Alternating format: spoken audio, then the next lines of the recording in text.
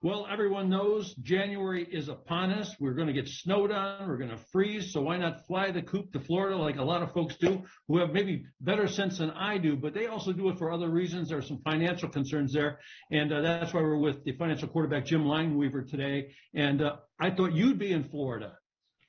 I just was. I just got back from visiting clients last week. So I'm hoping to get back down there again in a couple of weeks.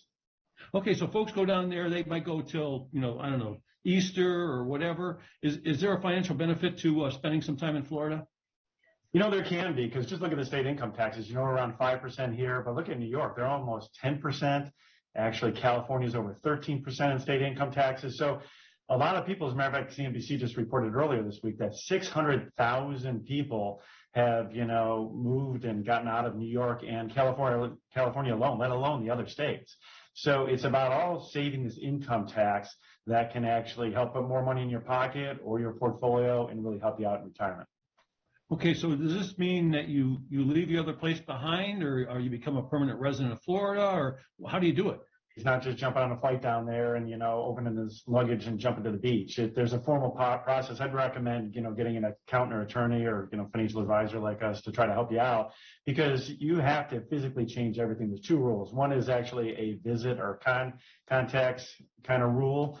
And some states impose like what's called an 183-day rule, where you need to be have your residency down there for like 183 days, and they're going to check phone records. They're going to check, your voting registration and your licenses and your insurances and everything. So we really recommend, changing your domicile, which has to be done by May 30th the following year with your intent to change domiciles. Doesn't mean that you have to sell your house up here or, move to an apartment or anything if you have family and stuff. But it's a very formal process to physically change your residence out down there to try to avoid this tax.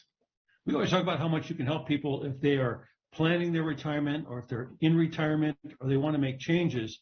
How soon should somebody start talking to somebody if they're thinking about this? Like, I'm dreaming about doing this someday. When do I start planning? We've actually have had clients that have a liquidity event with their businesses, and we had to move them to different states, a couple of years in advance, because you don't want to, play that game. You want it to be legit. You want to make sure you get all your ducks in a row.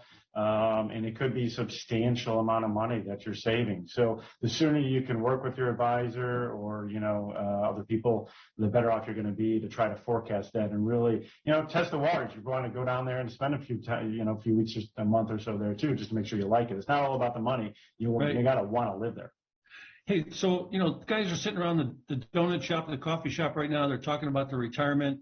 And between them, they say, well, this is what you should do, and this is how you could do it. How likely are they to make a mistake without getting some professional help? Oh, it happens all the time. I mean, look how complicated the tax laws are and everything changing with dynamics with the Fed and interest rates and what's going on in the overall market. So unless you're, living, breathing, eating this stuff every single day, it could be a, problem, and you could easily make mistakes. That's why we coordinate everything with the financial, tax, legal, and insurance. So we have a whole team of professionals that really concentrate in their areas of expertise, but all working on your behalf. And that's a key to financial success. Do you have to buy a property down there to become a resident, or could you just lease or rent for the winter? No, that's where you're going to get in a little bit of an area, problem. So you're best to try to have some type of permanent residency down there.